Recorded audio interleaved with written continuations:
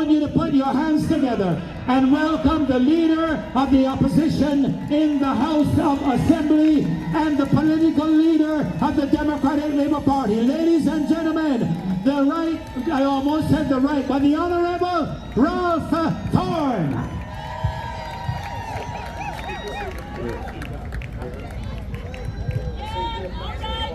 Good morning.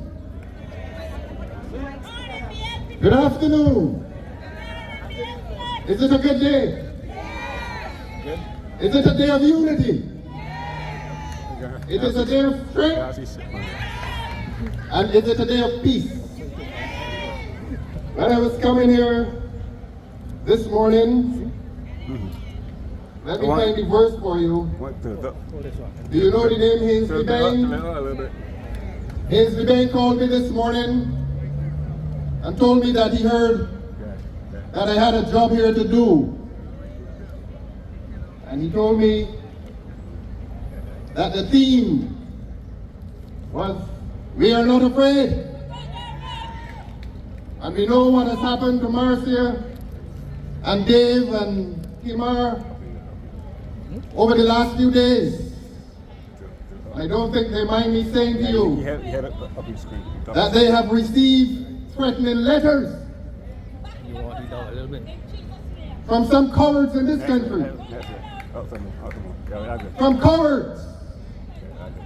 And we are not cowards. And we've come here this morning, this afternoon, to assert that we are not cowards. We have come to assert in single voice, we are not afraid. And I want you to say with me and to say with Marcy and Kimar and Dave, we are not afraid. And we are not afraid to stand with you. Because we know that this march is a march of the righteous. That this is a coalition of the righteous. This is a congregation of people who believe in truth and justice, and that truth should always be spoken to power. And I want to read for you what my friend Ainsley Bain sent to me this morning, Psalm 54. I beg your pardon, Psalm 56, verse 4. In God I will praise His word. In God I put my trust. I will not fear what flesh can do to me. Thank you very much. Let's say it again. In God I will praise His word. In God I have put my trust. I will not fear what flesh can do to me. Because today we come not to have fear against flesh. We come with a spirit that is imbued in our hearts and our minds and our souls by the Almighty. And that is why we are not afraid. And I come to you today with a message based on something I heard over the last week. I sat in that parliament.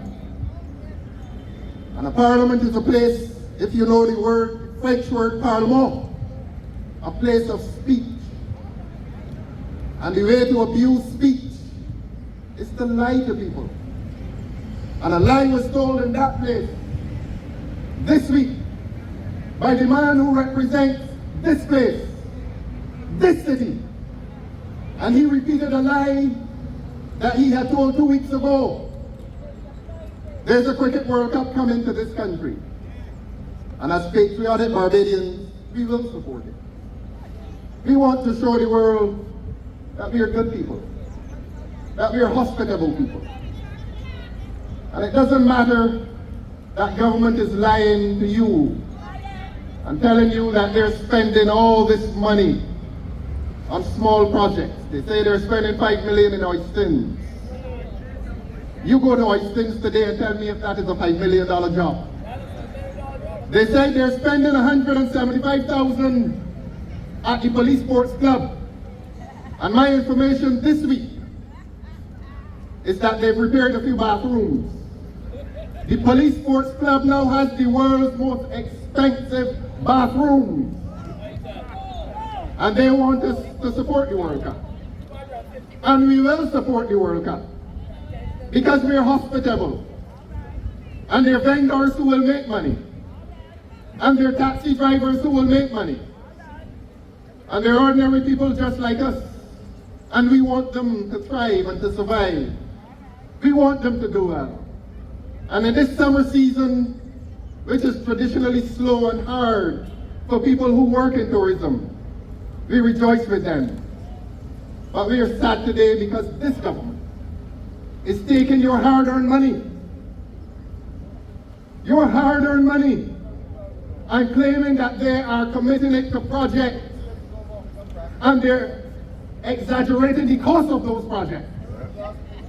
In other words, money is being stolen in this country. Money is being stolen in this country in the name of World Cup that we will support. All of a sudden, the roads can be fixed.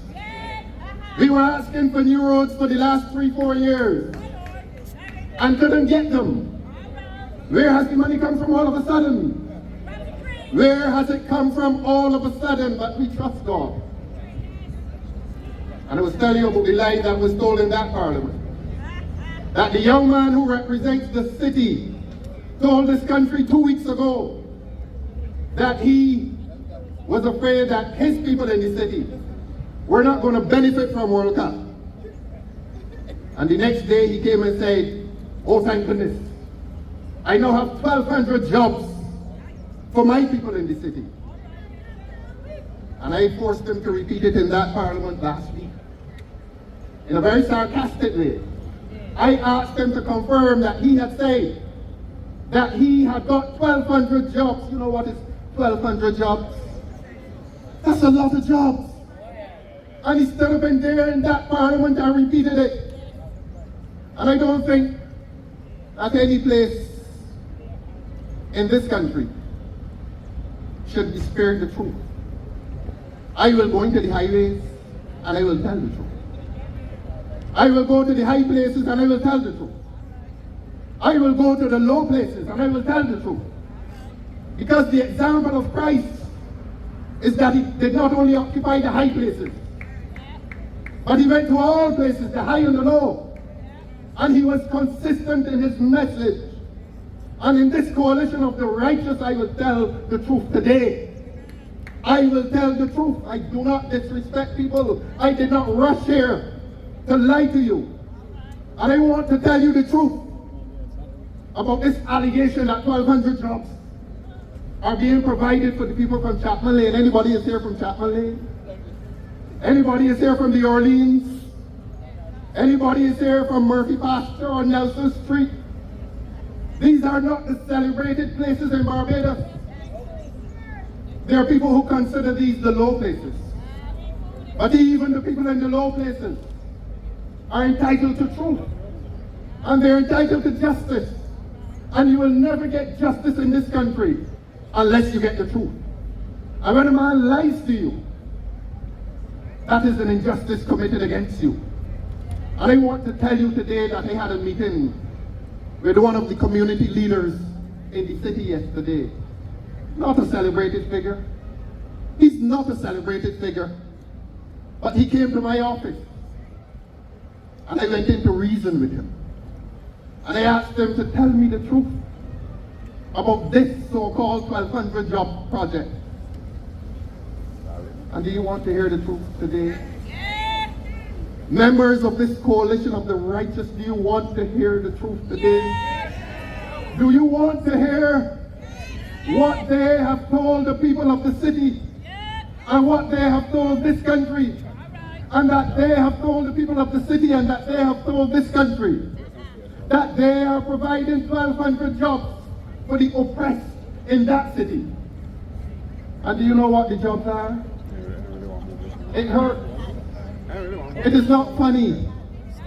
Please don't laugh when I tell you that they have selected 1,200 persons and given them paint They have given them paint and told them, paint your houses. Paint your houses, don't laugh. Don't laugh. It is true. John 3:16 is true, and this is true too. That they have given the people in the New Orleans and Chapman Lane and the places close to Kensington, they have given them paint and told them, paint your houses. And at the end of this job, of course, they're telling them to make them pretty. Make them pretty for the visitors to Barbados. Make them pretty so that when the visitors come to watch World Cup, they will see that the houses around Kensington are pretty. And they will believe that life is fine and dandy for all the people living around the city. That it will conceal the deep problems in the city, the problem of unemployment, the problem of crime, the problem of daily hunger among children in that city. And they have told them, paint your houses pretty. 1,200 houses. And they have said to those people that at the end of the paint job, that each man or woman does on his or her house, that they will judge the houses and see which one is the prettiest. And that prettiest of the houses, the owner or the occupant, will receive a prize of $5,000. Barbados, Barbados, Barbados. Today, this is the country in which you're living. This is the country in which you're living. The country in which you are living is a country in which the government tells the most contemptuous lies to the people of this country. And we must be afraid. Are we afraid? We are not afraid. We are not even afraid to tell the truth and to speak the truth to the power that this government has. And this government has walked around this country telling the people of this country that they have given 1,200 jobs to the people in the city. And it is a pathological lie, to quote my friend here. And you can leave here today and challenge the government to tell you if what I say today haven't been told that by a member of the city. Ask them if it is not true. You paint your house, and that paint, according to the biblical story, becomes a plague upon their houses. And one man or one woman will emerge from that plague, and he is supposed to get $5,000 based on a lie. Because you and I know that the World Cup could never have generated $1,200 jobs, I beg your pardon, for the people in the city. And I say, when you lie to a man, you may as well kill him. You may as well kill him. You may as well kill him financially. You may as well kill him socially. You have brought his life to an end. It is contemptuous of a man to tell him a lie about his economic prospects, about his financial prospects, about his future, about his children that he cannot feed. It is contemptuous of him to tell him that kind of a lie. And I have not heard one voice in the city in opposition to the contempt that the government visits on them. But Marcia Weeks and Dave and Seymour and Lamamba, you are the voices of the truth. And over the last year, you have elected to tell this country, and to tell the people of this country, and to tell the people of this city, you have elected to tell them the truth. And it has brought you the hazard of a threat to your very life. But in spite of that threat, this coalition of the righteous which gathers here every Saturday, or every other Saturday, will continue to speak the language of courage. And it will continue to say those words, those 4 words. We are not afraid. We are not afraid. I want to hear you say to this government, we are not afraid. I want to tell you that courage is a virtue. And courage is the virtue that enables most of the other virtues. And I want to reassure you that courage is not the absence of fear, because fear is natural. We all feel fear. We all feel fear against the dangers that the government poses to us. We all feel the fear that the government, when it lies to us, we know that it's a dangerous government. We know the fear of the threat that Marcia faces. And we are entitled to be afraid. We are entitled to feel that fear. It is natural, it is human. So we don't come to you today to say that fear is absent from us. There is fear in us, and it is natural. But courage is not the absence of fear. Courage is the conquest of fear. And let us pledge that today, Saturday, that we will become conquerors against fear. Against the fear that this government is imposing on our people, the people of this country, the people of this city. And that we will repeat the words, and every time the government lies to us, and every time the government fires a bullet of untruth through our bodies, we will rise and stand again and say to them, we are not afraid. We are not afraid. It is a pleasure to come to you in your numbers, good numbers. And if the numbers shrink, our resolve will not reduce. And when the numbers increase, our resolve will increase, because we know that we have the people of Barbados behind us. And we know that we are among those who have courage. And our voices of courage are raised in defense of those who are afraid, and who have reason to be afraid, and who have reason to fear victimization within the public service. We speak for those people in the public service who are afraid, because we belong to the law, and we are not. We are not afraid. I want to thank you for coming. It is my pleasure, always my pleasure. There is no place in Barbados where the truth should not be told. Whether it is in corporate boardrooms, among the celebrated citizens, or whether it is in these places where the ordinary citizens gather, the truth is good, and it must be good for all the citizens of this country. And where 2 and 3 are gathered, where 2 and 3 are gathered, always in our midst. Today we fight against flesh, and we are not afraid of that. And let us maintain the spirit of courage against this oppressive government, and go back to your places, go back to your homes, and tell your neighbors that you are not afraid, and that they too must not be afraid, because fear will defeat us. And I want to say to you that whenever you gather on Broad Street and Fontebelle and on the bridge and this place, it is the government that is afraid.